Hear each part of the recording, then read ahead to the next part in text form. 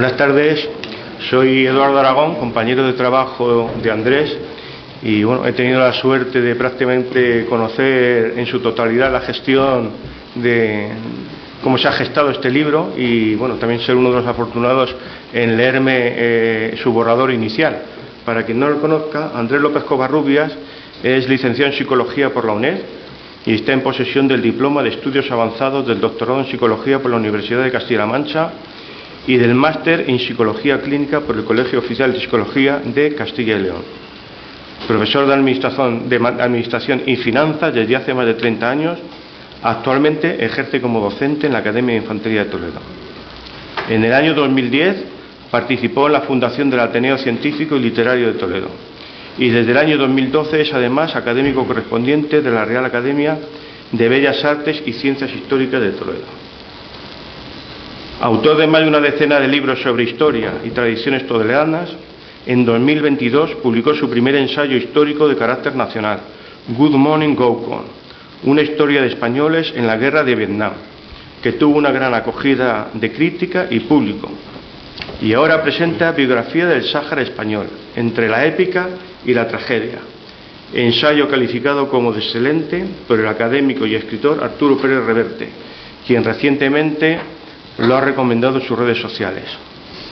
Bueno, Andrés, dado que este 2005 se cumplen 50 años de la salida española del Sáhara, considero que sería interesante que nos comentara si se trata de una coincidencia o una oportunidad el que tu libro se publique precisamente ahora.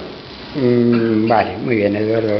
Permíteme, antes de responder, que agradezca a todos los presentes su asistencia aquí, por supuesto a mi amigo y compañero de la Academia, Eduardo, y bueno, pues a todos los presentes, entre los que veo muchas caras conocidas, muchos amigos, veteranos del Sáhara. Bueno, os imagino que personas que también mantienen ciertos lazos personales, emocionales, con lo que fue aquella colonia, provincia, o como lo queramos catalogar, que ambas son correctas. Y nada, y muchas gracias por venir, por querer participar en este acto junto a nosotros. Vamos a hacerlo lo más llevadero posible, lo más entretenido posible. Voy a ir poniendo algunas fotografías y bueno, si me permite también he seleccionado pues 2 o 3 vídeos que bueno son del nodo y bueno, simplemente los he seleccionado porque de alguna manera muestran lo que era la situación in situ en aquel momento en cada una de las circunstancias en las que vamos a ir viendo ahora, ¿no?, a lo largo de esta presentación. Me decía Eduardo que si era una casualidad o era una oportunidad que pues presentar el libro ahora que se cumplen 50 años del abandono, que es lo que fue un abandono, por las circunstancias que fueran. Bueno, las circunstancias fueron las que fueron, fue un cúmulo de circunstancias que bueno, están ahí explicadas y reflejadas en el libro. No, tampoco es cuestión de entrar en detalles porque estaríamos aquí hasta el viernes seguramente hablando. Y bueno, más que una coincidencia, que lo es, porque a finales de este año se cumplirán, pues en noviembre se cumplirán 50 años de la Marcha Verde, en diciembre se cumplirán 50 años del prácticamente abandono ya de todas las unidades militares que había allí. Las últimas salieron en enero y quedó un pequeño contingente, pequeñísimo, hasta el 29 de febrero de 1976, que fue año bisiesto, y a partir de ese momento pues allí ya no quedó nada de España allí en el Sáhara, ¿no?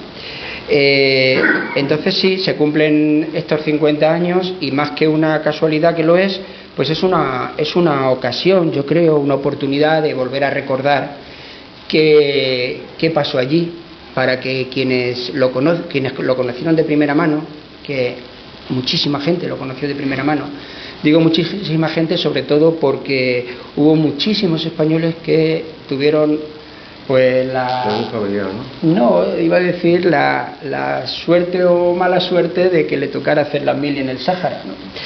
Y bueno, pues aquello que era un jarro de agua fría para todos aquellos jóvenes quintos que en los sorteos pues les tocó aquello, pues bueno, yo creo que con el tiempo pues bueno, ahí están, se han asociado, están en contacto, organizan actividades, en fin,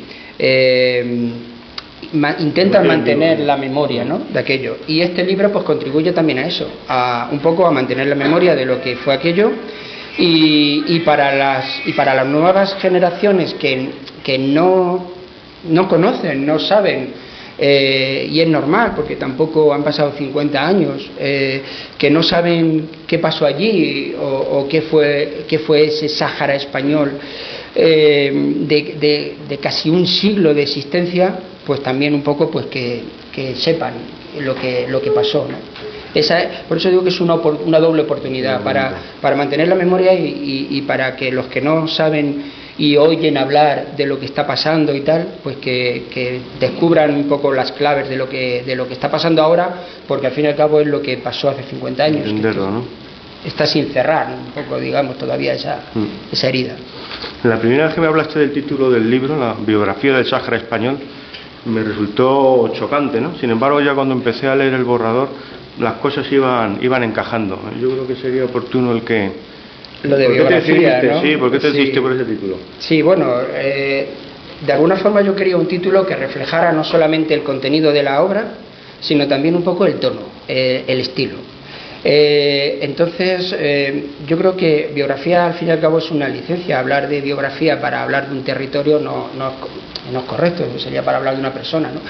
Pero bueno, se ha utilizado a veces este término y de alguna forma yo lo que quería es que por un lado reflejara lo que el estilo y el tono con el que está escrito, es decir, es una obra de no ficción, es un ensayo, pero es un ensayo que llaman ahora literario, narrativo, es algo que se podría leer como si se leyera una novela, pero con situaciones y con personajes reales.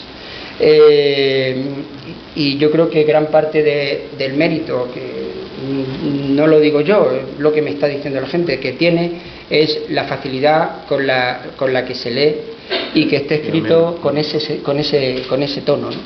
Y luego por otro lado también biografía es porque, haciendo un símil, el Sáhara español, como el territorio estaba allí desde que se creó el mundo, pero como entidad política administrativa, el Sáhara español duró 91 años. Entonces yo lo comparaba con la vida de una persona que hubiera nacido en 1884 y hubiera fallecido en 1975. Hubiera vivido 91 años y entonces el Sáhara español como tal, a partir de un cierto momento nace esa entidad política administrativa, va creciendo, se va desarrollando con el tiempo, van surgiendo las ciudades, van surgiendo las infraestructuras, mejora el territorio en todos los sentidos, ¿no?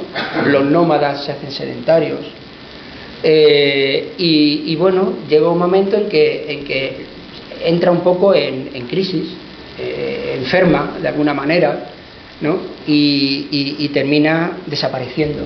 Entonces es un poco la biografía de ese Sáhara, y luego también es la biografía, y ahí están reflejadas en el libro, de mucha gente que estuvo allí, sus vivencias, y entonces bueno, pues todo encajaba al final para que se titulara Biografía del Sáhara español. Y el subtítulo, entre la épica y la tragedia, que refleja también lo que fue aquello. Fue un continuo de épica y tragedia, ¿no? Épica se puede, es lo mismo que decir epopeya, o que decir actos heroicos, legendarios, grandiosos. Realmente hubo una épica, no solo en momentos puntuales, en un conflicto, una batalla, la épica de quienes participaron, de cómo resistieron unas acometidas de un enemigo. Por supuesto, eso fue épico en algunos momentos y trágico a la vez, por el resultado, por las muertes de tantos soldados, de tantos militares, de tantos saharauis también. yo hay en un fragmento digo, la épica de la colonización, de las grandes gestas, de las obras magnánimas, de la espectacular transformación de un hermoso pero rudo e inhóspito territorio, se entrelazaba con la tragedia de las vidas segadas y los sueños rotos. Al fin y al cabo, eso fue la historia del Sáhara español, una historia de épica y de tragedia. A mí personalmente me llamó la atención el desconocimiento que tenía sobre los orígenes, ¿no?, de la presencia española en el Sáhara. Y es más, todavía me resulta asombroso pues, que jóvenes capitanes como Emilio Bonelli, Francisco Benz, Oro Pulido o Galo Bullón asumieran una responsabilidad, bueno, que yo creo que a día de hoy sería inimaginable, ¿no? ¿Cuándo y por qué se establece España en el Sáhara?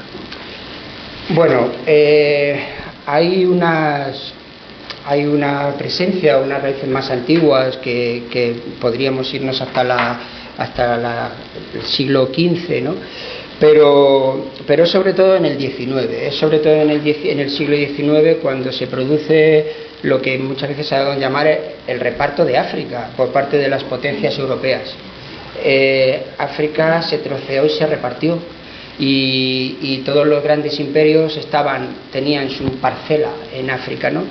Y en ese reparto, digo por simplificar, ¿vale? Se celebra la conferencia de Berlín entre 1884 y 1885. Hay la sociedad geográfica española, hay distintas sociedades, porque se está llevando a cabo la exploración del continente, el famoso Livingstone y tal, se está llevando a cabo la exploración. Y bueno, pues ahí ya había habido algunos exploradores españoles que se habían adentrado en el territorio. Hay que considerar que el Sáhara está justo enfrente del archipiélago canario y era un lugar estratégico que, bueno, en un principio no se supo ver así, pero siempre hay alguien que te recuerda que eso es así y que podría ser interesante establecerse allí de alguna manera, una presencia española allí. Y bueno, pues el capitán Emilio Bonelli, ahí le tenemos en la fotografía, fue el que propuso, a instancias de la Sociedad Geográfica, propuso al ministro de la Guerra entonces encabezar una expedición.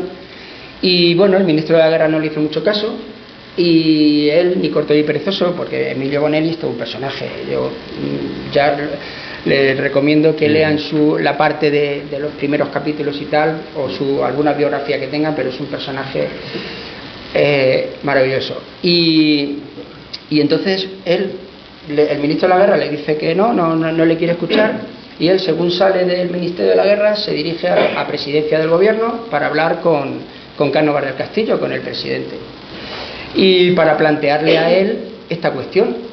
Y consigue que ese mismo día el Cánovas le recibe, escucha lo que tiene que decir y bueno, le cae en gracia, lo que sea, y le dice que venga, que es lo que necesita y venga, una expedición. Entonces, bueno, pues todo esto es en noviembre de 1884. Llegan con una pequeña expedición, con 3 goletas. Llegan a la península del Río de Oro, que coincide a una población, bueno, que coincide lo que luego más tarde sería Villa Cisneros, y allí establecen una pequeña guarnición representada en este grabado de la época, que fue publicado en esa misma época, y entonces allí se establece una pequeña guarnición. Y no había nada más. Emilio Bonelli, que habla árabe, que habla varios idiomas, ya había vivido... Que había estudiado aquí, en este mismo edificio. ¿Hay alguna anécdota? Ahora que es el 175 aniversario del Colegio de Infantería, le tenemos aquí pasando frío por la mañana, rompiendo hielo para poder beber agua, ¿no? Hay alguna anécdota él describe cómo era este lugar y en la habitación en la que se cuenta y tal. Bueno, pues era todo un personaje. Entonces él vivió en varias poblaciones del norte de África. Se integró de joven, quiero decir, de niño, de joven, por una serie de circunstancias, su padre, tal, su tío, que vivían allí. Bueno, pues él se integra perfectamente con los nativos norteafricanos, viste como ellos, juega con ellos, habla como ellos. Y eso le ayudó muchísimo, porque cuando él llega allí con esta expedición, pues él contacta con los nativos, negocia con los nativos, llega a acuerdos con los nativos, y bueno, pues en la conferencia de Berlín se decide que ese territorio, pues a partir de ese momento, va a ser administrado por España. Era un territorio que, comparado con otros que tuvieron otros países en África, pues aparentemente era el mar desapacible, era las 3/4 partes del territorio era desierto, quitando la costa atlántica, que era por otro lado lo que más interesaba también a España, pues no había nada. Y bueno, pues así es como se establece, y a partir de ahí, bueno, pues ahí ya todo está explicado, pero que bueno, empiezan a... Y lo que decías de, claro, que eran tenientes, un capitán, tal, pero claro, también hay que tener en cuenta que allí no había nada. Y que... ¿Quién era Lauren de Arabia? Oro pulido, ¿no? Oro pulido. Oro pulido. No, sí, oro. Que recuerdan. Que fue, sí, bueno, le llamaban el Lauren de Arabia Española. Había recorrido por ahí. Había recorrido, eso fue posterior, y fue el que descubrió el Ayun. El Ayun. Que coincide con Galo Bullón, si no recuerdo mal. Que coincide con un teniente, el teniente Bullón. Sí, ellos se juntan, y una expedición venía de un sitio, otro de otro, se juntan, hacen parte del camino juntos, descubren, o unos nativos les muestran unos ¿cómo se llama? Unos de estos de... Unos pozos de agua. Unos pozos de agua y tal, y dice, y con algo de vegetación, algún oasis por ahí y tal. Dice, ¿qué sitio para instalar aquí un cuartel, y así es como se crea el Ayun, ¿no? Bueno, todo está ahí explicado. Sí. Pasamos. ¿En qué medida la presencia española durante todo este tiempo supuso una transformación de aquel territorio? O mejor dicho, ¿se puede constatar de alguna manera que hubo una transformación real del territorio gracias a la presencia española? Totalmente. Es que sin la presencia española, con el tiempo, pues bueno, pues si no hubieran sido unos, hubieran sido otros, pero en aquel momento, más allá de algunos campamentos de jaimas, los pastores nómadas con sus rebaños y tal, en el Sáhara no había nada. En el Sáhara era desierto, era alguna vegetación muy poca, apenas había tampoco vida animal, sí la había, pero muy poca. Y sin embargo, a partir de que España se establece allí, pues hay una apuesta decidida, sobre todo también a partir de la pérdida de las últimas colonias americanas y asiáticas, con la pérdida en el 98 de Cuba y de Filipinas, pues digamos que España vuelve la mirada al Sáhara, a África, ¿no? Y a partir de ese momento, pues bueno, se van creando infraestructuras, se van levantando campamentos, se van levantando ciudades, se van levantando puestos. Hay momentos que bueno, pues vitales en esa transformación, como también seguramente ahora veremos. Pero la apuesta de España por el Sáhara y cómo se transforma el territorio. De hecho, en el libro hay todo un apartado que es la transformación del territorio, porque el libro tiene 4 partes y 20 y tantos capítulos, o 30, y hay una parte que es la transformación del territorio, que es cuando empiezan a surgir las ciudades, las infraestructuras, puertos, aeropuertos, canalizaciones de agua, nuevos pozos. La transformación es más que evidente. Luego hay un apartado, yo como antiguo legionario no puedo evitar emocionarme cuando leía el sacrificio, ¿no?, del brigada Fadrique y del caballero legionario Maderal Oleaga, ¿no? Se trata de los últimos militares que han recibido a título póstumo la Cruz Laureada de San Fernando. ¿Tú piensas que sería correcto afirmar que esta acción de combate se desarrolló en un momento decisivo en relación a la presencia española en el Sáhara? Bueno,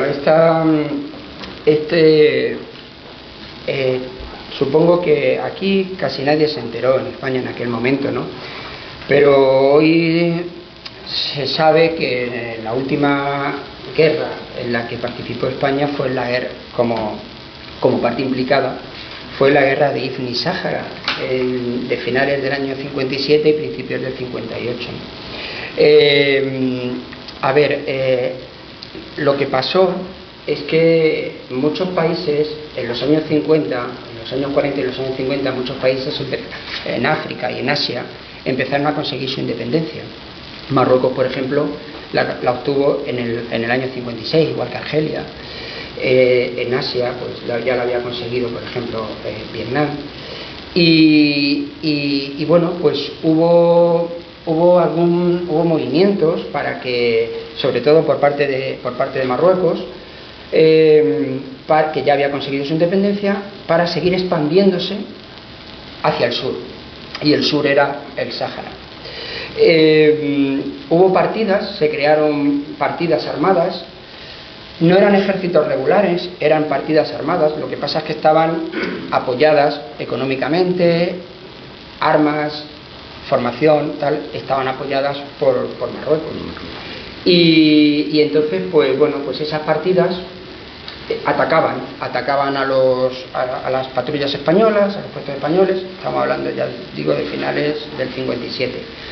Hasta que, precisamente por esa época, hacia octubre, noviembre, pues hay un levantamiento general de esas tropas, hay un levantamiento general y se atacan de forma coordinada distintas bases, distintos cuarteles, distintos asentamientos y tal españoles.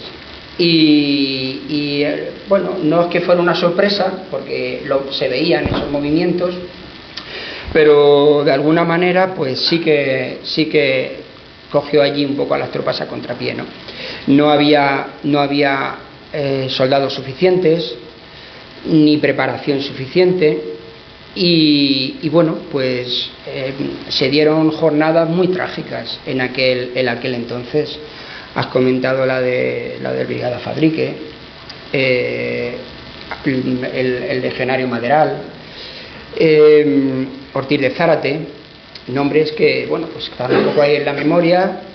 Y entonces, bueno, pues eso fue lo que pasó de hecho, hubo una jornada en particular, que fue la del 13 de enero de 1958, cerca de Chera, a unos 20-25 kilómetros de Layún, donde pues toda una bandera legionaria pues bueno, cayó en una emboscada. Y en una sola tarde pues murieron 42 legionarios, 42 soldados. Bueno, la mayoría eran legionarios, no todos, pero la mayoría lo eran, en una sola tarde. El número total de bajas, de muertes en esa guerra encubierta de Ifni Sáhara fue de 198 y soldados españoles, y aproximadamente unos 600 heridos. O sea, eso fue lo que supuso la guerra de Ifni Sáhara de noviembre, diciembre y enero.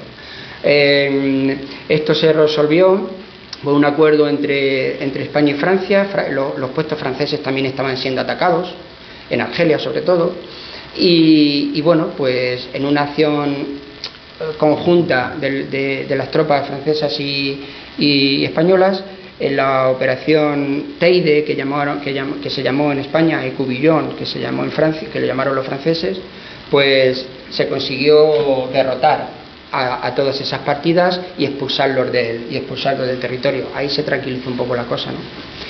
En este momento, sí, porque les he dicho que había varios vídeos del nodo de entonces. Bueno, en estos nodos, ya saben lo que era el nodo. No se va a hablar no hablan de muertes, de fallecidos, y todo se le da un tono de más épico, de victoria y tal. Tuvo en la Nochevieja del 57, con todo esto que estaba pasando, pues a alguien se le ocurrió pues que era necesario de alguna forma levantar la moral de las tropas que estaban allí.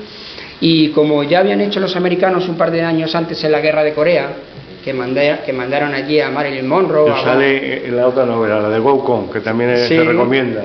Sí, ahí se habla de eso, ¿no? Bueno, pues igual que hicieron 2 o 3 años antes los americanos en Corea, mandaron a Bob Hope y a Marilyn, entre otros, pues dijeron los españoles, bueno, pues vamos a organizar algo así un poco para levantar la moral de la tropa. Y entonces, pues nuestra Marilyn de entonces, Carmen Sevilla, muy guapa en aquella época, Miguel Gila, entre otros, estuvieron allí actuando para las tropas españolas en la Nochevieja del 57. Bueno, pues este nodo, que dura apenas 3 minutos, no solo refleja lo que fue esa velada musical, sino un poco lo que acontecía en aquel momento, sin hablar realmente de lo que estaba pasando, pero de alguna manera que algo estaba pasando, ¿no? Que sería este.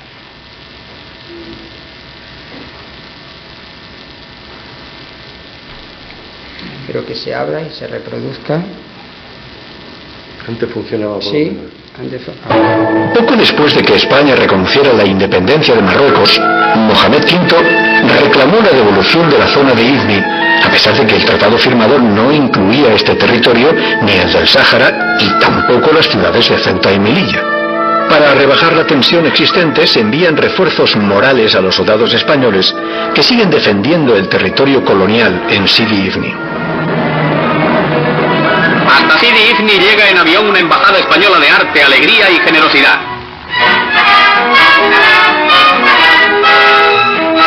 Tras el cálido recibimiento en el aeródromo de la capital, los artistas españoles que van a actuar ante nuestros soldados en la Nochevieja se trasladan al casino de Sidi Ifni, donde descansan unos momentos antes de comenzar su actuación. Escoltados por la mayor simpatía, hacen su aparición en los campamentos.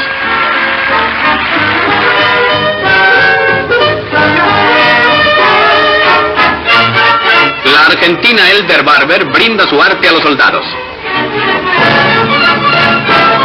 También lo hace Marisol Reyes, la novia de Madrid. El popular locutor Adolfo Fernández organiza y presenta estas actuaciones. Carmen Sevilla, madrina de la segunda bandera de paracaidistas, despierta el entusiasmo de los soldados en uno y otro campamento. No le faltan acompañantes espontáneos para el baile sobre el tablado.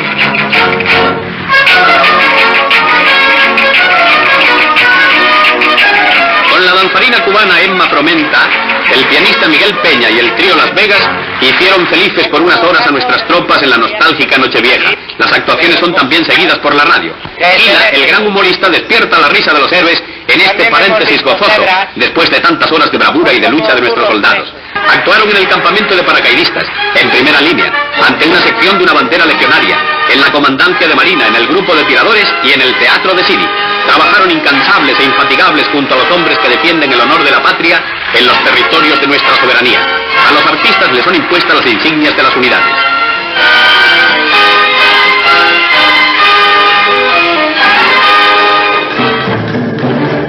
España se niega a devolver los territorios. El conflicto continúa y la oposición armada marroquí ataca a las fuerzas españolas. El 10 de enero, el gobierno declara Ifni y Sáhara provincias españolas. El alto el fuego se firma el 30 de junio. España mantiene el honor y la dignidad de su soberanía en sus territorios de Ifni.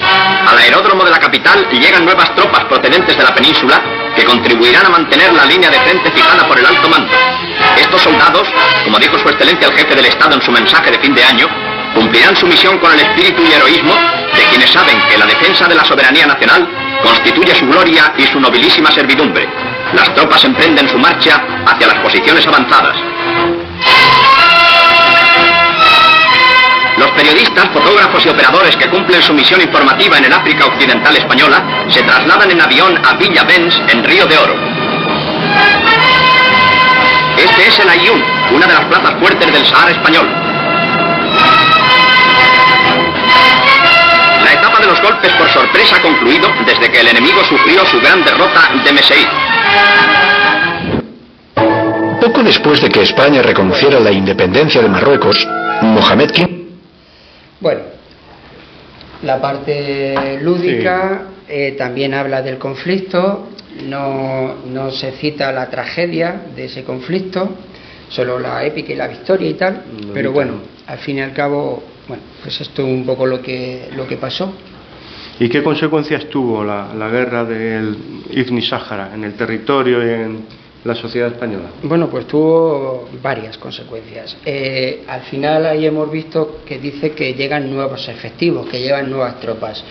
Entonces, realmente pasa eso. Llegan muchas más tropas de las que había hasta entonces. Empiezan ya a venir oleadas de quintos, de soldados de reemplazo.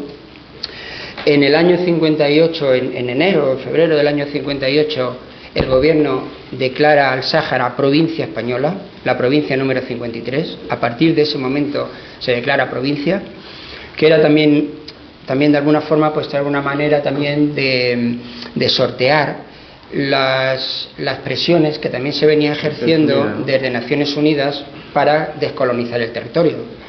Digo que ya en esa época se estaban descolonizando en Asia y África muchos territorios, y entonces pues también se creyó que de esa manera, convirtiendo una colonia en provincia, se podía sortear esa descolonización. Es absurdo, pero bueno, se hizo así. Y luego tuvo otras consecuencias. Bueno, el envío de tropas, sobre todo la creación de nuevas unidades. La creación de nuevas unidades, porque a partir de ese momento se crean los tercios saharianos. Ya estaba ya la legión allí, pero realmente es a partir de ese momento cuando se crean los tercios saharianos. El tercer tercio, don Juan de Austria en el Ayun, y el cuarto tercio, Alejandro Farnesio en Villacisneros, como bases. Luego desde allí pues se mueven por todo el territorio. Se crea también la agrupación de tropas nómadas, también se crea en el año 59 la agrupación de tropas nómadas, y también se crea la policía territorial. Entonces, otra de las consecuencias fue esa. Y sí, aparte de mayor inversiones de todo tipo, porque se empiezan a construir, se empiezan a levantar más cuarteles, se empiezan a levantar más asentamientos, ciudades. Los muchos saharianos, muchos saharauis empiezan a moverse hacia las ciudades. Adquieren nacionalidad española. Se adquiere la nacionalidad española a partir también de que se convierte en una provincia. Los saharauis tienen ya su DNI también. Muchos saharauis entran a formar parte, ya lo hicieron antes, pero muchos saharauis entran a formar parte de las distintas unidades del ejército. Se integran sobre todo en tropas nómadas, en la agrupación de tropas nómadas, también en la policía territorial. Que luego tendrá sus consecuencias también. Bueno, luego al final tiene sus consecuencias, pero tampoco por parte de todos, ¿no? Bueno, fue sobre todo precisamente por eso, ¿no? Cuando hablamos del Sáhara, pues a todos nos viene a la mente, ¿no?, una diversidad de unidades, de uniformes, pero no era la única población española en la zona, ¿no? Bueno, de hecho, perdona un momento, Eduardo, es que un poco también para esta pregunta hay 3 o 4 párrafos del libro donde en un capítulo y en 4 párrafos, digamos que se resume las consecuencias que tuvo, y bueno, si me permite lo leo en un momento, un minuto, no creo que tarde tanto. Miren, el 10 de enero de 1958, en paralelo a lo narrado, el Sáhara Occidental pasó a considerarse a nivel administrativo una provincia española, la número 53, y la antigua Dirección General de Marruecos y Colonias comenzó a denominarse Dirección General de Plazas y Provincias Saharianas. A partir de este momento, y como cualquier otra provincia, el Sáhara enviará procuradores a Cortes y tendrá al frente a un gobernador general, con funciones de gobernador civil y militar, e incluso los automóviles matriculados en el territorio lucirán su propio indicativo provincial, SH. Comenzaba un periodo de esplendor en la colonia provincia como nunca antes se había alcanzado ni probablemente se alcanzará después. El crecimiento económico y demográfico será espectacular. Se pondrán en funcionamiento las minas de fosfatos de Bucrá y otras importantes industrias. La pesquería costera alcanzará cifras extraordinarias. Las inversiones de la metrópoli no dejarán de crecer a pesar de las dificultades. Millares de soldados de reemplazo, militares profesionales y funcionarios de la administración constituirán un flujo humano continuo entre la colonia y la península. Abrirán nuevos comercios y miles de ciudadanos canarios se establecerán en esta nueva tierra de oportunidades. O sea que yo creo que a partir de ese momento pues el impulso fue prácticamente definitivo. ¿Qué población europea había en el Sáhara? Está bien que digan lo de población europea, porque no nos referimos, y muchos de los aquí presentes lo sabrán, que por población europea se refiere a que había muchos franceses, italianos, alemanes. La población europea era básicamente la española del continente europeo, para diferenciarse de los nuevos españoles, que eran los saharauis, que tenían la nacionalidad ya española. Por eso en muchos casos se decía la población europea, que en el 99% eran los españoles venidos de la península, ¿no? Entonces, bueno, pues sobre todo eran militares, profesionales y soldados de reemplazo, funcionarios de la administración. Los soldados de reemplazo no entraban en las no entraban en los cómputos, no entraban en los cómputos de población, porque era una población itinerante. Solo entraban en los censos la población que vivía o que estaba allí establecida de manera más o menos permanente, y luego funcionarios civiles para las distintas administraciones. Y también esto fue, pues hay un capítulo los canarios, ¿no? Claro, hay un capítulo que se titula En busca del dorado, ¿no? Y era porque para la población del archipiélago canario esto constituyó una tierra de oportunidades realmente. Canarias en aquel momento era una tierra que no ofrecía apenas oportunidades, en crisis casi permanente, con apenas nada de industria, poca agricultura. Y sin embargo, pues el poder montarse un negocio allí, claro, el cine, cómo va creciendo poco a poco. Los cines, pero los negocios de todo tipo, de transportes, de comercio, la gente que va a levantar los cuarteles, los edificios y tal, que van como albañiles, pero que luego una vez allí pues crean un pequeño negocio y tal. Entonces, bueno, pues la verdad es que para la población canaria el abandono fue un varapalo tremendo. Eso es algo que a lo mejor nosotros no lo podemos imaginar, pero es algo que los canarios tienen enquistado en sus cerebros, ¿no? Lo que supuso, no solo para los que estaban allí, sino para todo el archipiélago, lo que supuso aquella retirada, aquel abandono. ¿Y cómo eran las relaciones entre los europeos y los saharauis en los distintos enclaves y ciudades? Pues hasta cierto momento fue muy bien. Hasta comienzos de la década de los 70 fue muy bien. Es verdad que la población saharaui, con quien mejor se llevaban o más se frecuentaban, era precisamente con la población canaria, que era como si tuvieran muchas cosas en común, o que la población canaria que iba a trabajar al Sáhara era de clase más trabajadora, más humilde, y de alguna forma congeniaba más con la población saharaui. Pero en general la relación no fue mala. De hecho, por parte del gobierno se facilitó en la medida de lo posible el asentamiento de los saharauis. Para eso se crearon barrios con barrios enteros, viviendas y demás.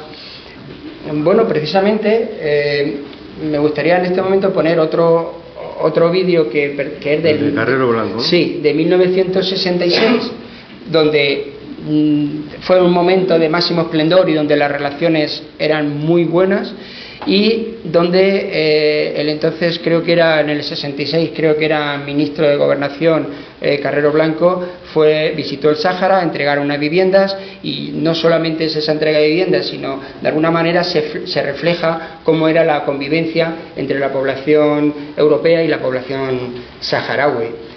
Vamos a ver, es este.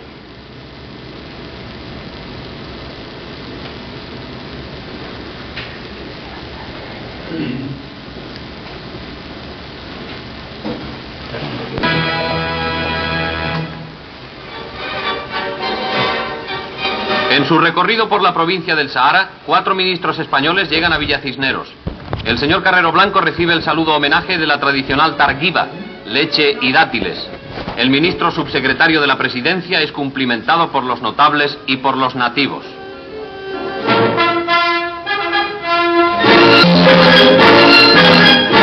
desierto se ha conseguido fertilizar esta huerta que proporciona frutos frescos y bien logrados.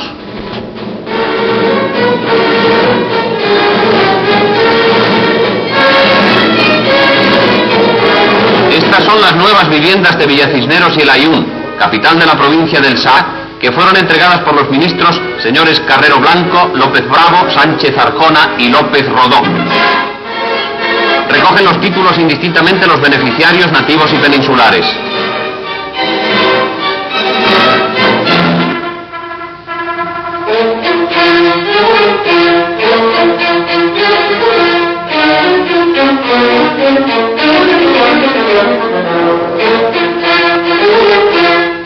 También aquí la sección femenina educa a las jóvenes, da clases a las madres y cuida de los niños.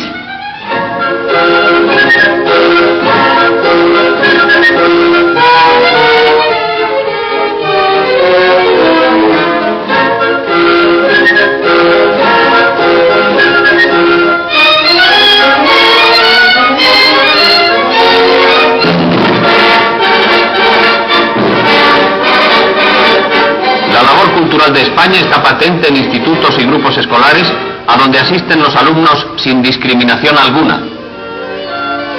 El señor Carrero Blanco se interesa cariñosamente por los pequeños.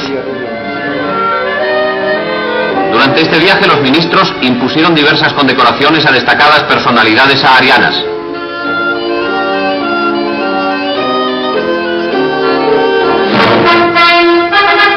Habla el señor Carrero Blanco.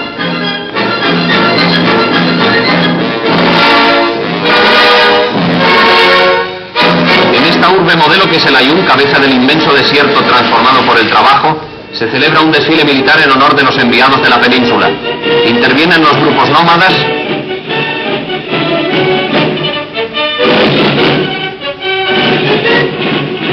la Legión,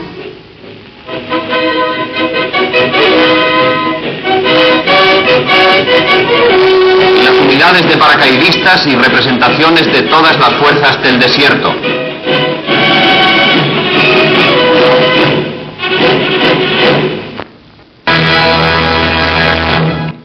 Bueno, de alguna forma queda reflejado ahí y la evolución, ¿no? De la convivencia, la evolución. ¿A partir de qué momento empieza a plantearse realmente la posibilidad de una descolonización del Sáhara Occidental? La descolonización está presente desde que Naciones Unidas, digamos, empieza a presionar. España ingresa en las Naciones Unidas en 1955 y prácticamente desde entonces ya hay voces que piden la descolonización del territorio. Es verdad que en un primer momento todo esto se puede ir sorteando de alguna manera bastante fácil hasta los principios de la década de los 70, que es cuando ya empieza a surgir, porque prácticamente es el único territorio que queda sin descolonizar. Entonces empiezan a surgir desde dentro ya ciertos movimientos que propugnan la independencia o la autodeterminación, ¿no? Y entonces, bueno, ahí las cosas empiezan a cambiar en cierto modo, ¿no? Yo, de hecho, hacia la mitad del libro se constata ese cambio, ¿no? En primer lugar, en el capítulo 10, la hora de la política, : autonomía, referéndum, nada, ¿no? Desde tu perspectiva, ¿existe algún momento en el que el pueblo saharaui llegara a tomar conciencia de la posibilidad real de conseguir su independencia? Y en el otro sentido, ¿se puede considerar que España perdió una oportunidad de asegurarse un papel predominante en la zona? Bueno, pues como digo, fue a principios en 1970, seguramente esto ya lo habrán leído. En 1970 tuvo lugar lo que se llamaron los sucesos de Zembla, donde ya hay Basri, ¿no? Zembla. Basiri. Sí, bueno, Basiri Es un saharaui que es considerado como el padre del nacionalismo saharaui. Y bueno, no está solo, claro, surge un movimiento. En ese momento no tiene nada que ver con el Frente Polisario, que surge 3 años más tarde, pero en ese momento quizás se puede entender, pero claro, es muy fácil valorarlo así ahora, ¿no? Claro, con el tiempo transcurrido, pero ya que lo preguntas, yo creo que fue un momento en el que se podía haber conseguido haber dado una solución a un territorio que tarde o temprano se iba a descolonizar, porque estaba llamado a descolonizarse, y hubiera sido un momento para que no sé de qué manera, pero España hubiera llegado a unos acuerdos en los que de una manera quizá tutelada en un primer momento se hubiera concedido una cierta autodeterminación, donde España pues mantuviera pues allí unas infraestructuras, una industria, donde mantuviera unas bases, pero bueno, por parte del gobierno, claro, como había gente que no estaba dispuesta a dejar escapar eso de ninguna de las maneras, ¿no? Se puede entender en la mentalidad de entonces, pero también entonces había gente que propugnaba por lo contrario. Hay un personaje que yo creo que está poco valorado, que es el embajador de España en Naciones Unidas, Jaime de Piñés, que hizo una labor magnífica, peleándose. Le llamas tú el Gary Cooper, solo ante el peligro. Le llamo el Gary Cooper porque está siempre el hombre solo ante el peligro. Pero sí. El gobierno continuamente le deja solo. Incluso unas veces les dice que mantenga en la ONU una postura, al día siguiente la contraria. Es un poco complicado, y el hombre allí pues entonces luchando. ¿Por qué? Pues porque él tenía otra visión y veía que estaba en la ONU, estaba en Naciones Unidas, y veía que la autodeterminación o la independencia era inevitable. Entonces decía o pensaba, cuanto antes se haga y lo haga de mutuo acuerdo y tal, pues mucho mejor para todas las partes, ¿no? Pero bueno, eso no fue posible. En el Sáhara hubo concentraciones, hubo manifestaciones de saharauis. El gobernador de entonces, en el año 70, organizó una concentración también de españoles, de familias, de militares españoles, de sociedad civil, como apoyo para contrarrestar una manifestación que habían organizado los saharauis.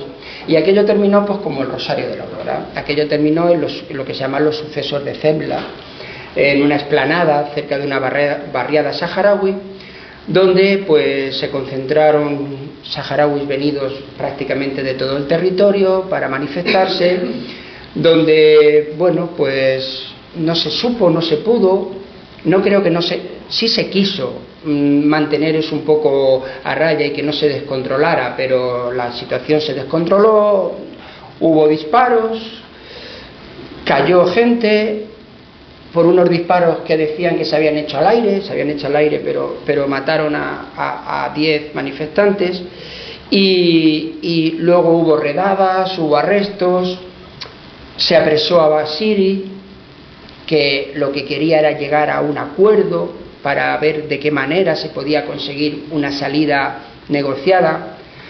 Basiri desapareció en extrañas circunstancias. Entonces, bueno, esto se calmó hasta cierto punto, pero la chispa ya había saltado. Era un punto de inflexión prácticamente. La chispa ya había saltado. Entonces, a partir de ese momento ya las cosas nunca fueron igual. Sí, de hecho en el capítulo 12 se llama Pesadilla en el Ayun, ¿no? Y ahí ya vas exponiendo una serie de ataques, secuestros, atentados terroristas. Sí. Y que además pues poco a poco se van aproximando, ¿no?, a los principales asentamientos españoles del Sáhara. ¿Qué te gustaría destacar en relación a estas acciones del Frente Polisario y el Ejército de Liberación? El periodo más conflictivo, con diferencia, fue entre el 73 y el 75. Fue el periodo más conflictivo porque en el 1973 surge el Frente Polisario, los guerrilleros del Frente Polisario, y por otro lado el Ejército de Liberación, aquellas partidas que lucharon contra los españoles en el 57, 58 y tal, aquellas partidas apoyadas por Marruecos, que tenía claro ya sí o sí que se tenía que quedar con el Sáhara, que eso de la descolonización nada de nada, que eso de la independencia y que el Sáhara para los saharauis nada de nada. Hassan dejó claro que ese territorio le pertenecía. Todo esto estuvo también luego en el Tribunal Internacional de Justicia de La Haya, que dio la razón a España y a los saharauis, que tenían derecho a esa autodeterminación, pero a Hassan II todo esto le dio igual. Y surge, y fue el peor momento. ¿Por qué? Pues porque se producían atentados casi a diario. Atentados contra patrullas, en el desierto, ataques contra bases militares, minas en el desierto, en los caminos por donde pasaban las patrullas.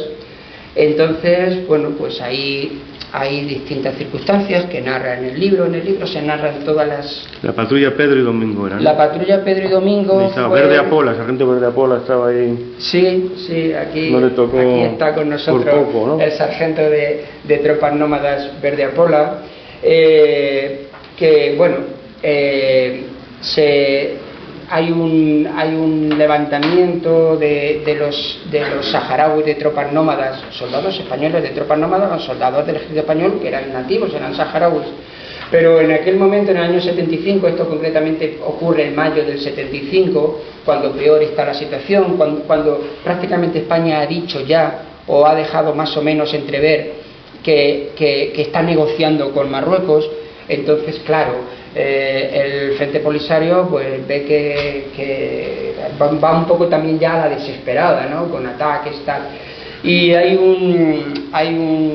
en dos patrullas de tropas nómadas que estaban patrullando el desierto, pues una noche, pues los soldados nómadas se rebelan contra los españoles, y en una escaramuza, una revuelta que hay y tal, pues cae abatido un soldado burgalés, Ángel del Moral, que muere en ese instante, y secuestran, apresan a los soldados españoles, se los llevan a Argelia, se los llevan a Tinduf.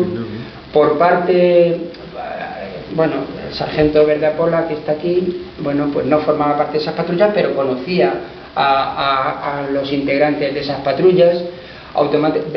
Habían salido de Esmara, él estaba en Esmara, y al día siguiente pues deciden que pues salir en persecución de esta gente y tal, y intentar liberarlos, ¿no?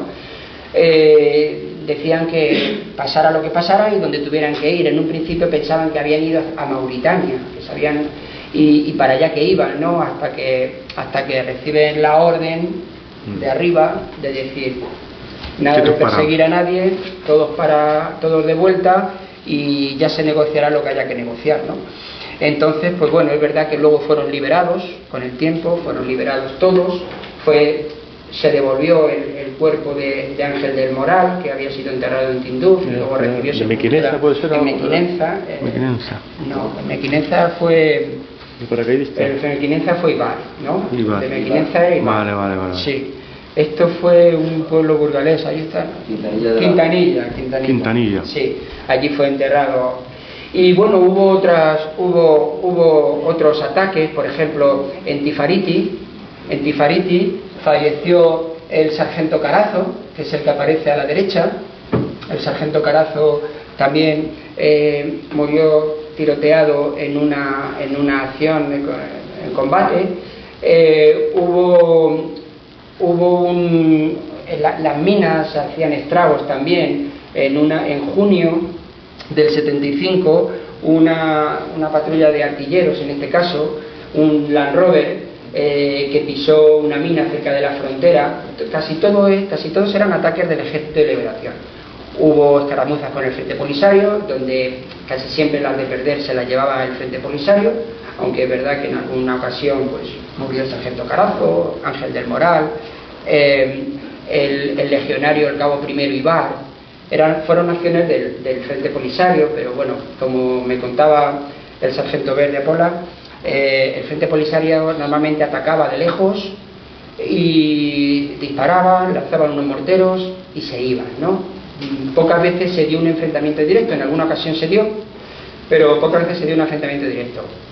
Los del Ejército de Liberación Marroquí eran más pues ataques con minas, bueno, incluso en una ocasión, y esto fue el ejército regular, atacaron con un misil, atacaron a dos helicópteros de la UEL, de la unidad de helicópteros que se creó allí, que se creó para el Sáhara, la unidad de helicópteros del Ejército de Tierra, la UEL, se creó en el año 71 en el Sáhara, en el 72, y bueno, en una ocasión atacaron con un misil tierra-tierra es tierra-aire, ¿no? O tierra-aire. Sí, lo único que no le da de hecho casi ni se enteraron pero pasó pero ya los siguientes vuelos iban con 1000 precauciones más. O sea, que la cosa era seria, ¿no?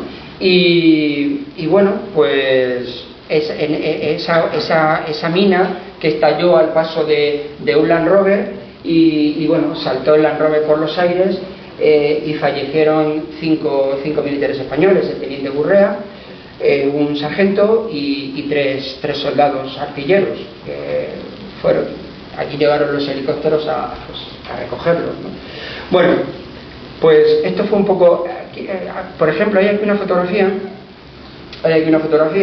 de esto se produce en mayo también de 1975, cuando el ministro del Ejército, Coloma Gallego, está dando con más pelo, ¿no? Está dando la mano al sargento un poco más. Verde Apola, está ahí 50 años más tarde. Entonces te identifica perfectamente, ¿eh? Pues ahí le está dando la mano. Y esto fue cuando van a anunciar la operación Golondrina. Sí, el ministro Coloma Gallego llega al Sáhara, por un lado, pocos días después del secuestro de las patrullas Pedro y Domingo, que fueron las patrullas de tropas nómadas que fueron apresadas por el Frente Polisario. Bueno, por el Frente Polisario no, por soldados de tropas nómadas que simpatizaban con el Frente Polisario. Y llegó unos días después, visitó el Aaiún para reunirse con mandos, jefes militares, para anunciarles que ya se estaba hablando de la retirada de España del Sáhara. Y sí, la transferencia de la soberanía a quien correspondiera. Eso es lo que la frase, a quien correspondiera. Estaba hablando de la transferencia de la soberanía a quien corresponda. Cuando la soberanía no se podía transferir, se podía transferir la administración, pero España no tenía la soberanía sobre el Sáhara. España era la potencia administradora, pero el Sáhara, la soberanía era del pueblo saharaui realmente. Pero bueno, fue a informar de eso y visitó en Esmara a la agrupación de tropas nómadas que habían sufrido unos días antes esa pérdida, o ese suceso del apresamiento de las dos patrullas, ¿no? Y otra cosa que les pedía, ¿no?, que el abandono se realizara con honor y dignidad, ¿no? Al fin y al cabo estaba hablando de la operación Golondrina, que se acababa de gestar, ¿no? Estaba ya en ese momento iniciada. Eso es. ¿En qué consistía la operación Golondrina y cómo se había llegado a tomar esa decisión? Bueno, en el momento que España decide que va a dejar el Sáhara, no es cuestión de un día para otro, con todo lo que suponía abandonar un territorio en el que había tenido presencia durante 91 años, esto se podía hacer de un día para otro. Se empieza a estudiar una operación de evacuación como nunca antes había desarrollado y había organizado el ejército español, ¿no? Había que sacar del Sáhara en cuestión de un par de meses, porque se barajaron varias posibilidades. Se barajó una evacuación tranquila, en la que Marruecos no atacara y no hubiera que salir en 15 días, o una evacuación más tranquila en la que se los dejara salir poco a poco, pero había que sacar a 20.000 efectivos, más una población civil muy importante que tenía pues, sus negocios, sus hogares, sus pertenencias y demás. Incluso se llevan a los muertos, ¿no? Al final se exhuman. Al final se exhuman, se desentierran a todos los cuerpos de fallecidos españoles, tanto militares como civiles, de los distintos cementerios que había allí, para no dejar nada, absolutamente nada, se dejó allí lo material nada más, ¿no? Pero no se quisieron dejar ni a los muertos en el Sáhara.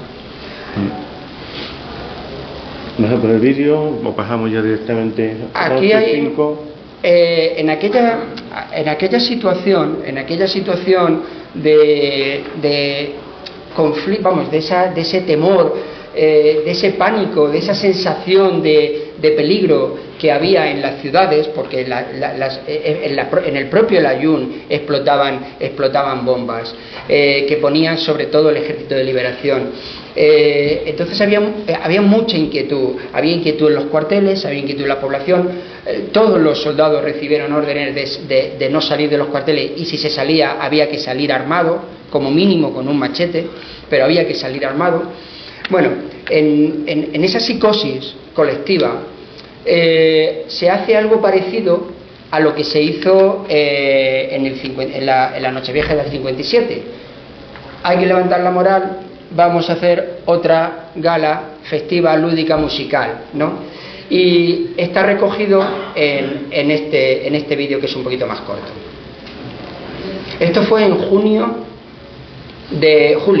el 21 de julio del 75.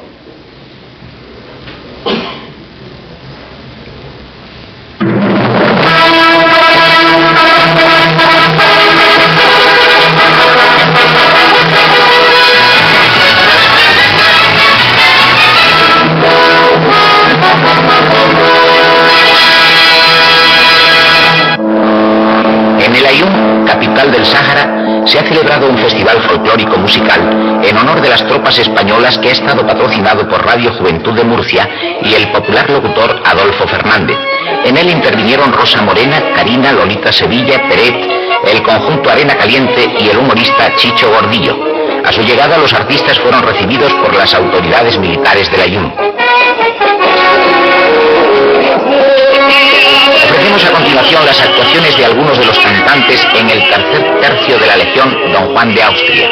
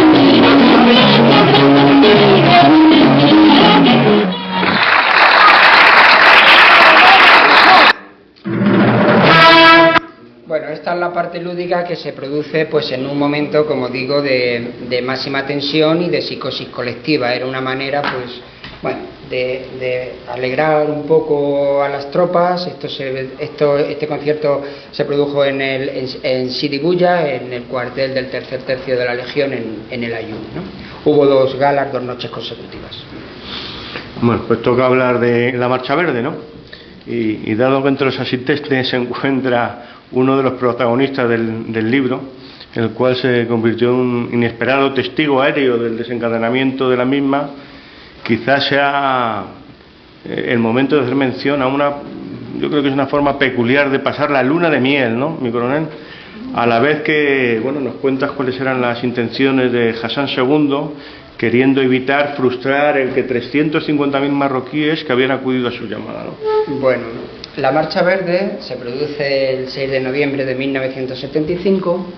4 días antes, el 2 de noviembre de 1975, el príncipe Juan Carlos había asumido las funciones de jefe del Estado ante la gravedad del jefe del Estado entonces, Francisco Franco, que ya estaba ingresado y estaba pues casi agonizando. Entonces asume la jefatura del Estado y lo primero que decide es viajar al Sáhara y ver a las tropas y animarles, prestarles su apoyo moral y tal. Y en ese momento pues también, según muchos testigos, pues dicen que nada, que ni un paso atrás, que se va a hacer lo que haga falta hacer y tal, y que el honor del ejército se mantendrá intacto, ¿no?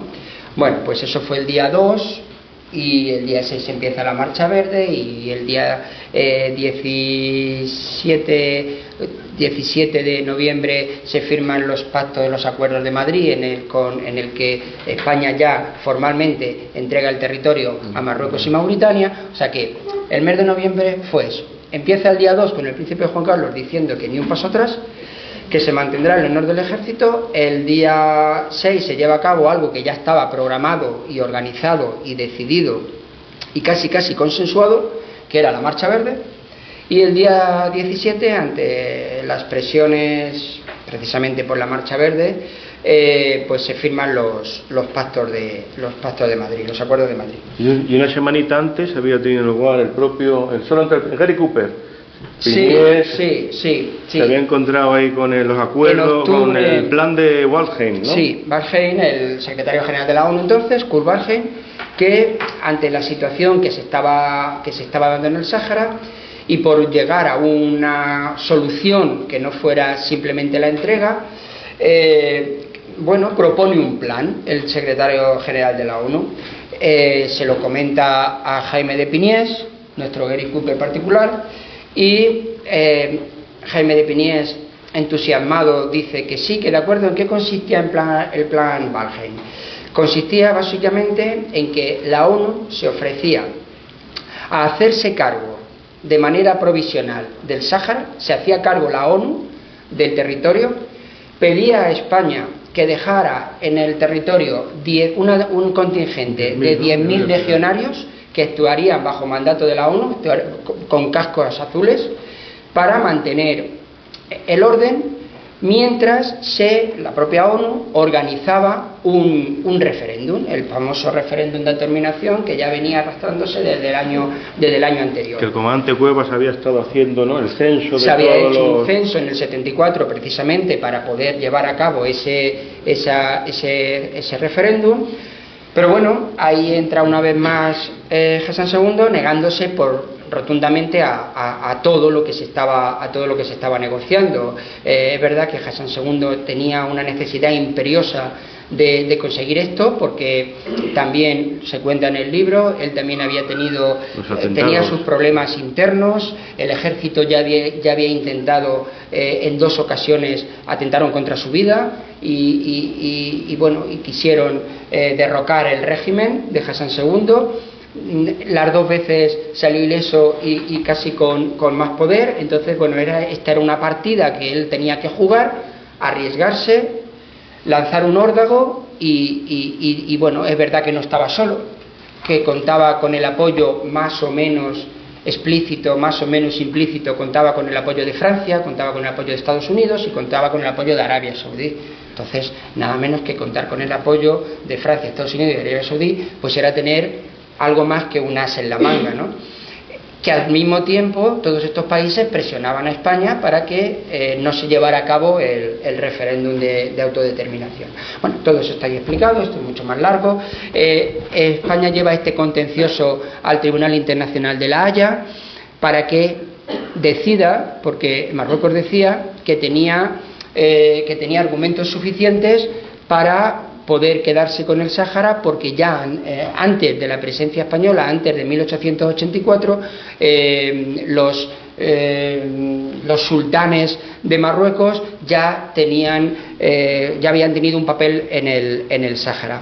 El Tribunal Superior de Justicia de La Haya en octubre emite definitivamente su dictamen, dando la razón a España y al Sáhara y negándosela a Marruecos, diciendo que antes de la presencia española lo único que había eran grupos nómadas que no estaban tutelados por ninguna otra potencia ni por ningún otro sultán y que habían llegado a unos acuerdos con España y tal.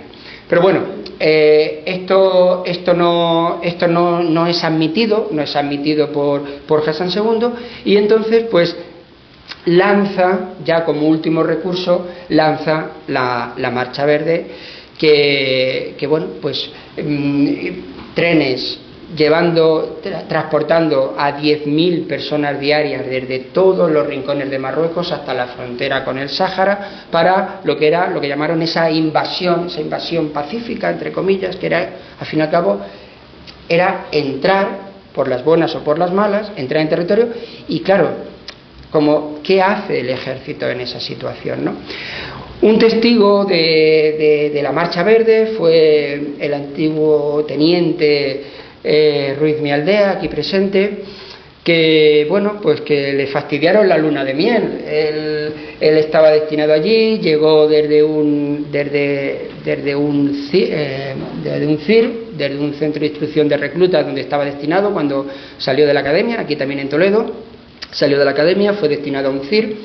Y bueno, pues los oficiales más jóvenes que acababan de salir, que acababan de promocionar, pues que estaban en los centros de instrucción de reclutas, pues bueno, se los viajaban al Sáhara para conocer de primera mano cuál era la situación allí.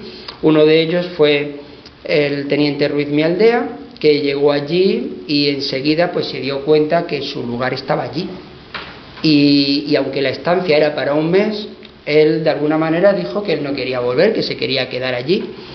Y bueno, fue algo un poco rocambolesco, porque al final pues consiguió quedarse, porque pudo hablar en un acto que hubo castrense, pudo hablar con el propio ministro, no sé si fue con Coloma Gallego. Y bueno, ¿y usted qué es lo que quiere? Yo quedarme. Pues quédese, le dijo el ministro. Y claro, el coronel del tercio le dijo, ya, pero es que esto no puede ser así. O sea, le dijo, vuélvete al CIR, solicítalo y ya veremos y tal. Bueno, pues al final lo consiguió, volvió, consiguió un permiso para casarse, volvió a Toledo, su mujer toledana.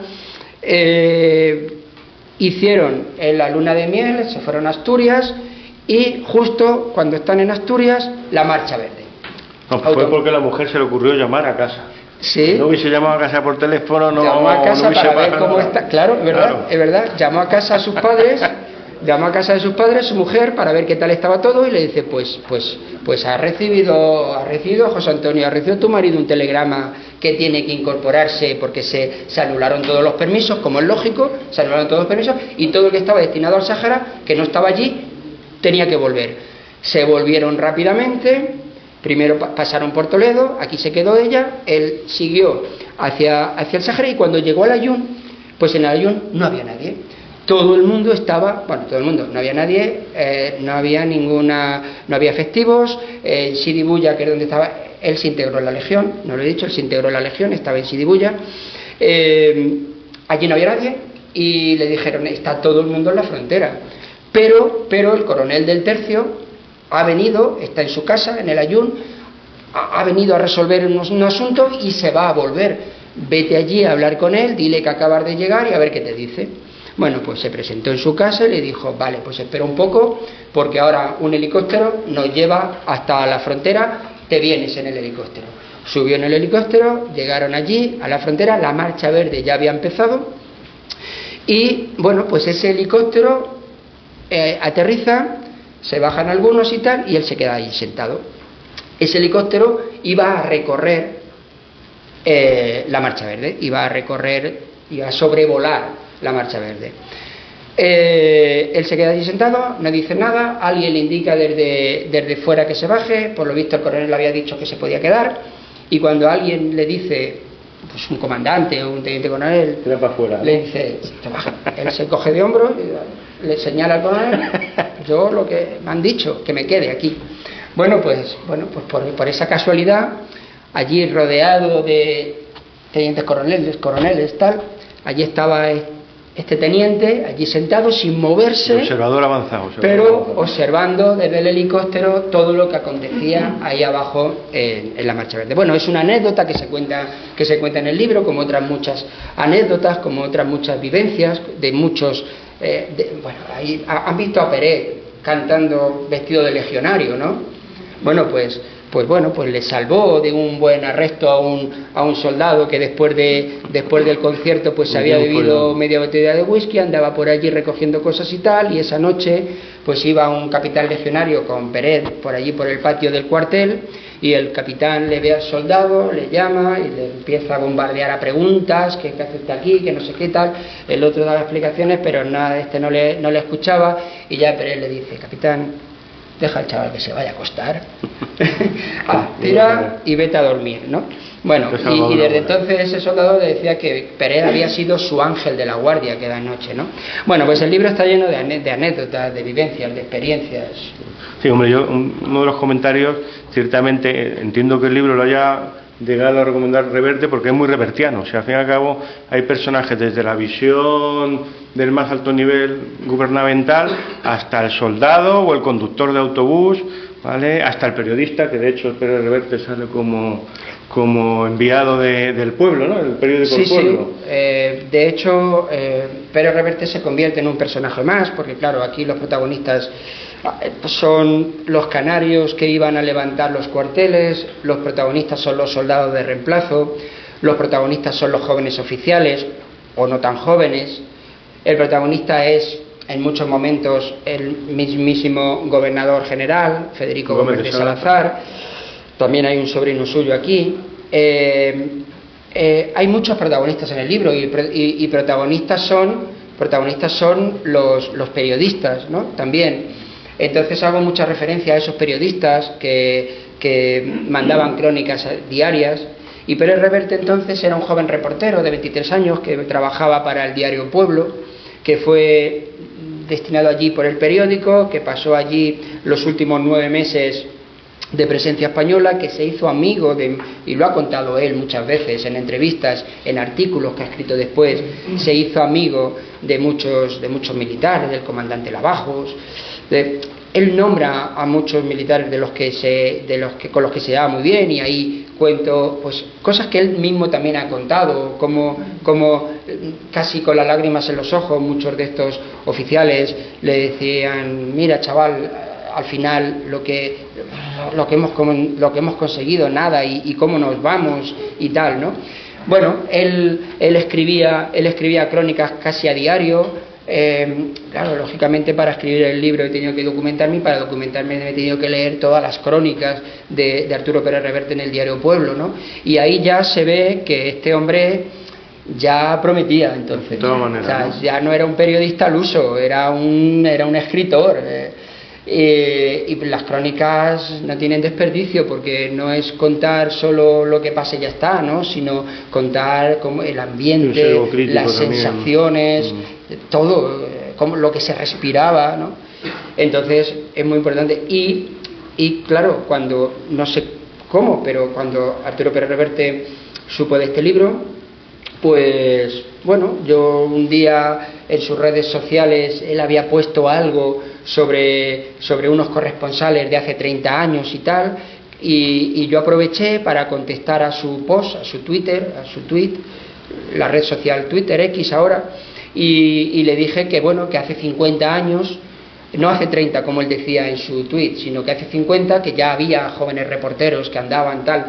Y entonces, bueno, pues la sorpresa fue que enseguida él contestó y puse la portada del libro. Digo, bueno, ya que contesto a un post suyo, voy a aprovechar y voy a poner la portada, alguien lo verá, ¿no?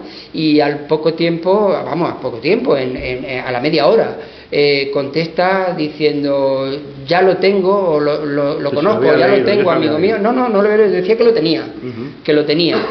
Y luego ya la sorpresa definitiva fue cuando fue posterior el de... Sí, cuando 3 semanas después, me escribe, este fue precisamente lo que yo encuentro un día en su red social, que él, sin yo decirle nada, ni pedírselo, ni absolutamente nada, un día me encuentro con que había puesto esto.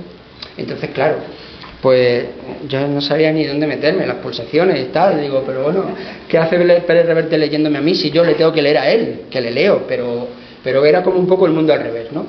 Entonces, la verdad es que ha dado muchas sorpresas este libro, no solamente por esto, sino por ver que en las librerías se agotan, por ver que esta misma mañana en la Casa del Libro, en los libros más vendidos de historia, está en el puesto número 13, hace un par de semanas en Amazon era el número 27 de historia, en fin, es algo espectacular.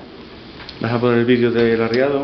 Sí. Vamos ahí al límite. Sí, y ya casi por terminar. A ver, hay un vídeo también que se ha hecho posteriormente, pero con imágenes de entonces, que se ve un poco cómo se produce ya el abandono, el arriado de las últimas banderas, cómo el capitán Perote, otro personaje, el capitán de la Legión, que es la última unidad que quedó ya en el Ayun el 20 de diciembre. El libro empieza precisamente con ese momento, con el del 20 de diciembre de 1975, cuando sale del Ayun el último contingente militar que manda el capitán Perote, al que me refiero en el libro muchas veces. Ahí tuvimos mala suerte, hablamos con su hijo, pero no fue posible hablar con él. Pero bueno, no quería hablar del tema. Hay muchas referencias suyas en otros libros y aparece aquí, le verán ahora algunas grandes patillas, como el periodista le llama y tal. Bueno, pues, y se ve también la salida de los últimos contingentes en los barcos. La salida se produjo por vía aérea, en aviones, y también sobre todo por vía marítima, buques militares y buques de la compañía Transmediterránea, que fueron confiscados por la Marina para sacar de allí tanto a la población civil como también a la población militar, ¿no? Y bueno, en este vídeo pues se ve un poco todo eso, ¿no? Y casi con esto vamos a terminar. ¿Cuál es? Este.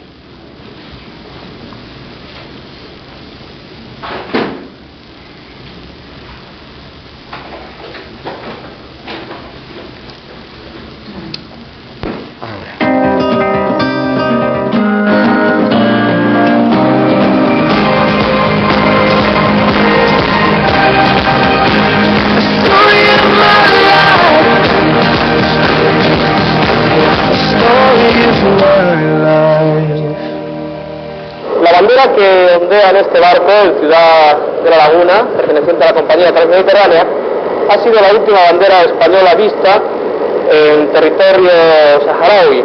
Concretamente, el día 11 de este mes salió de Villa Cisneros con destino a Las Palmas de Gran Canaria. Esta evacuación, ahora finalizada, comenzó en Esmara. Son las 6:05 de la tarde del día 19 de diciembre de 1975. Nos encontramos ante la sede del cuartel general del Sáhara. Dentro de unos momentos vamos a asistir aquí a un acto histórico. La bandera española va a ser arriada por última vez.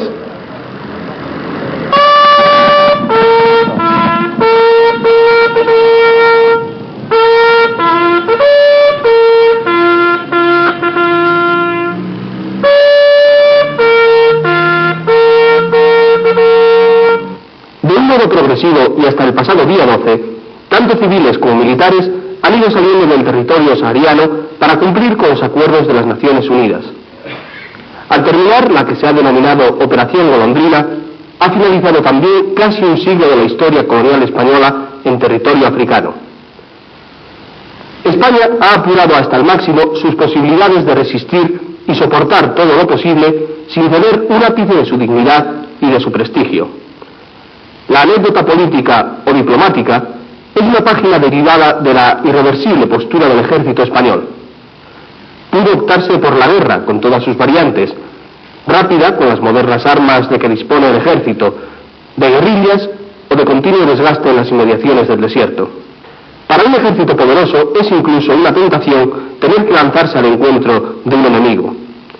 Pero los militares del Sahara, mantenedores de una férrea disciplina, han sabido sacrificar su amor propio a la tranquilidad, el bienestar y la paz de los españoles. 20 de diciembre de 1975.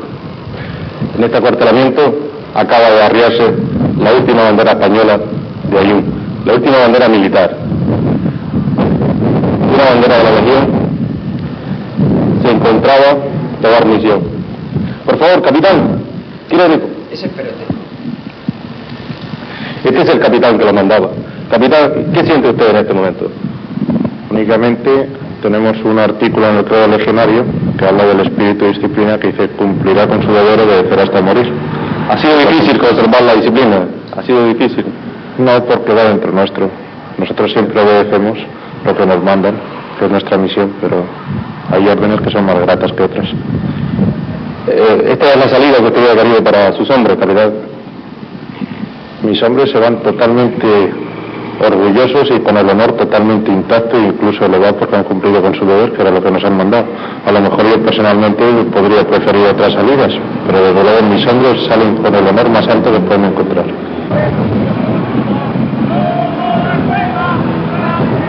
¡Viva la Cueva! Pocos minutos después de salir la Legión de esta plaza, las tropas marroquíes tomarían la posición. Ahí pueden entrar y pueden ocupar el cuartel. O sea que ya está libre, ya está desalojado por nosotros, ya lo pueden ocupar. Vale. ¿Qué siente usted en este momento?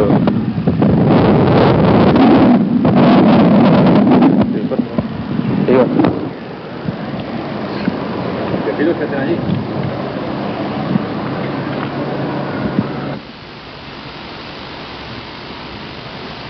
Las experiencias de Indochina, Argelia, Vietnam, Angola, etc., no se han visto repetidas en la orilla occidental del Atlántico, donde incluso puede hablarse de un modelo de descolonización. El ejército español, que tanta sangre derramó en su obra civilizadora sobre las duras tierras africanas, no ha dudado un solo momento en evitar que muchas familias españolas, de las que proceden los mismos soldados, estuvieran salpicadas de sangre, pena y angustia. Así ha puesto fin a su responsabilidad como potencia administradora del Sahara.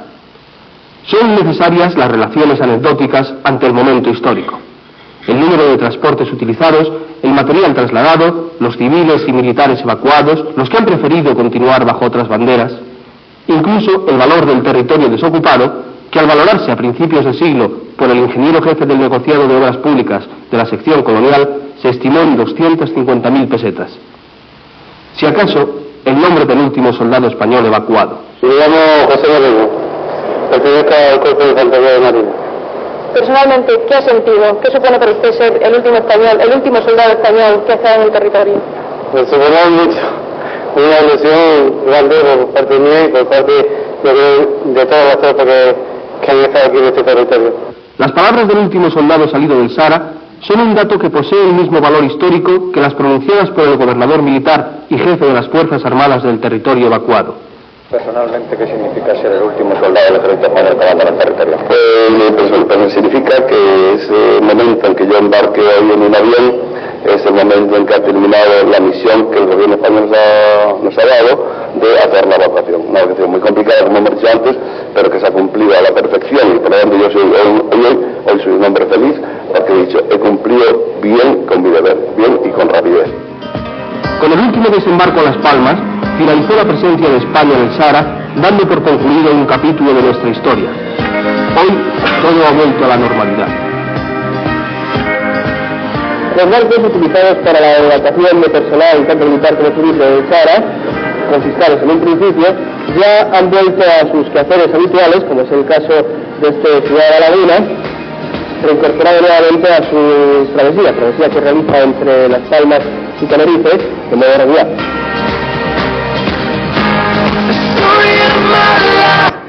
Bueno, pues esos fueron los últimos momentos. Ahí, si leemos entre líneas las palabras del capitán Perote, pues también se comenta ahí, bueno, pues dice, bueno, quizás yo personalmente hubiera preferido otra salida. ¿Qué salida?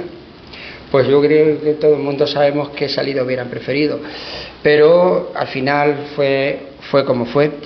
Y nada, y no hay que perder de vista una cosa muy importante, y es que al final, pues con todas las bajas, con todo lo que allí se dejó, con todo lo que allí se perdió, yo creo que no hay que perder de vista que quizás los mayores perjudicados en todo esto fue el propio pueblo saharaui, ¿no? Por eso quizás convendría... Y terminamos leo yo un fragmento del último capítulo, por ejemplo, y tú del epílogo. Termina el último capítulo así: eran las 10:45 horas de aquel particular domingo 29 de febrero de 1976, año bisiesto. En el desierto infinito del Sáhara Occidental, la última representación oficial española se retiraba dejando atrás una tierra envuelta en polvo y promesas incumplidas. España, como potencia administradora, no solo se vio arrastrada por un extraordinario y complejo momento histórico, también y sobre todo por un sorprendente cúmulo de incompetencias, errores e intereses espurios y contrapuestos, tanto dentro como fuera de sus fronteras. Aquella jornada dominical no solo marcaba el final de una era, también anunciaba el inicio de una larga y oscura noche para un pueblo que aún hoy sigue clamando por su identidad. La épica de la colonización, de las grandes gestas, de las obras magnánimas, de la espectacular transformación de un hermoso pero rudo e inhóspito territorio, se entrelazaba con la tragedia de las vidas segadas y los sueños rotos, en una amarga danza que el viento depositó sobre las dunas del desierto, eterno testigo del paso del tiempo, mientras aguarda en silencio el próximo capítulo de una nueva e inescrutable epopeya. Muy bonito. Y el epílogo, hay un epílogo donde se repasa un poco, bueno, pues qué fue de muchos de aquellos personajes, por ejemplo, cómo fueron los últimos momentos, algo de lo que pasó a partir de entonces, y termina también de esta manera: han transcurrido 5 largas décadas, y como en cierta ocasión escribiera Arturo Pérez Reverte, abro comillas, aquel sueño de arena no es más que una quimera de campamentos de refugiados en la frontera perdida de ninguna parte. Cierro comillas. Los campamentos de Tinduf, en Argelia, son testigos de esta paradoja, de un paréntesis donde el tiempo parece correr en círculos, un lugar donde las personas envejecen, pero la situación permanece estancada, donde los niños juegan entre tiendas de campaña y sobreviven de la ayuda internacional. Las promesas de autodeterminación se han desvanecido en el aire caliente del desierto y el mundo parece haber olvidado el grito de un pueblo que clama por su tierra. Mientras, la vida sigue su curso, inmutable en su constancia. Pero para los saharauis, el reloj parece haber dejado de moverse hace 50 años, en aquel instante de sueños rotos. Y así, mientras el mundo avanza, ellos permanecen, firmes y resilientes, esperando el día en que el viento cambie y traiga consigo, por fin, la ansiada libertad. Pues muchas gracias.